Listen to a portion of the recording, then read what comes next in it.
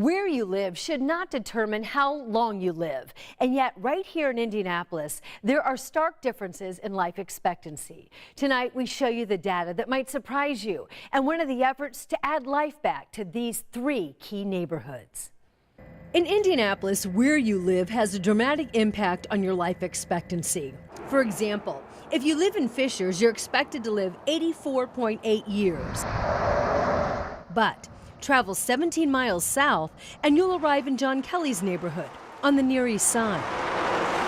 This is where life expectancy drops down to 68 and could go lower. Kelly is 57 and during the pandemic had periods of time without his medicines for diabetes. My eyesight got blurry, my hands and feet would swell, and I would feel different.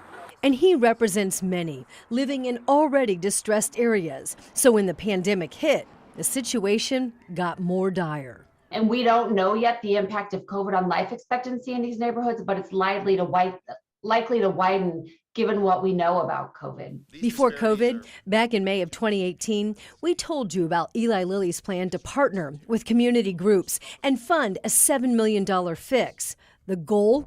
Add life back to three distinct neighborhoods where residents have the shortest life expectancy in central Indiana and high rates of diabetes. At launch, residents had a life expectancy 14 years lower than the healthiest central Indiana areas. And now that gap has widened to 16.8 years. I think all of us that live in Indianapolis can say that number is shocking and it doesn't need to be that way. Residents who live in these areas have twice the national obesity rates. Up to 20% have diabetes. The global average is 9%.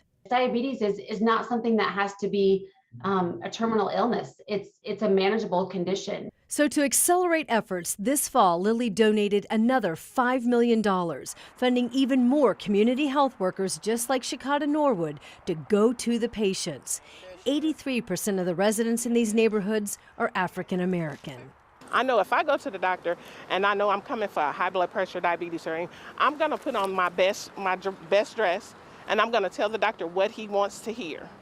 So with that, community health workers, we can see behind the doors, we can see behind the scenes, and we understand that you're struggling, and we can help.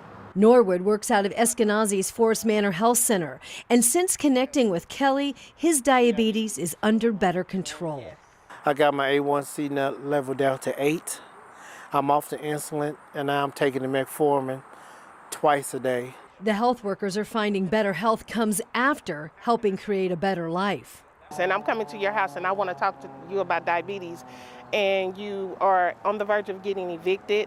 You're not going to want to talk about your diabetes. Let's figure out A, and then we can go to B. She made sure we need what we had. There was a few times that she delivered boxes of food here. Not many people do that. People go through things, and it's not our job to judge, it's our job to help. The additional investments from Lilly will send more workers like Shakata out into neighborhoods with the hope of impacting even more people like John Kelly. Being able to control your diabetes, you're able to get up, you're able to get out, do more things outside, and have a longer life.